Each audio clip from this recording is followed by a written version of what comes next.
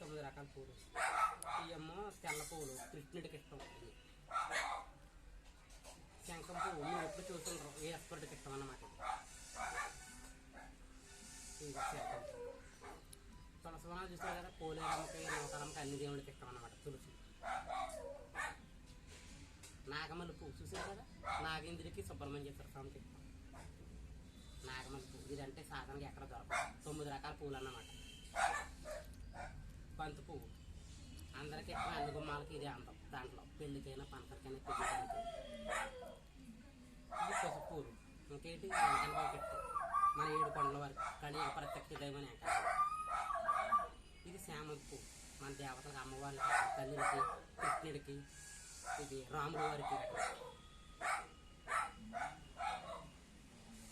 ఈ కనకంబరాలు ఆంజనేయ స్వామికి ఇష్టం. ఈ తెలుసు. ఈ అమ్మ ఎర్ర పువ్వులు శ్రీకృష్ణుడికి, గోమాతకి, ముక్కోటి దేవతలకు అందరికి ఇష్టమైన పువ్వులు అన్నమాట. చిన్న చిన్న చూసారు కదా, ఇవన్నీ 11 రకాల పువ్వులు. మీ ఫ్రెండ్స్ అడిగారు పువ్వులు అన్ని దాటితో పూజ చేస్తావు కదా, ఏ పువ్వులు దేనికి ఇష్టమని. అన్ని దేవుడి పువ్వులు మరి చెప్పాను కదా మీకు. ఓకే, ఇప్పుడు ఆపే బుద్ధి.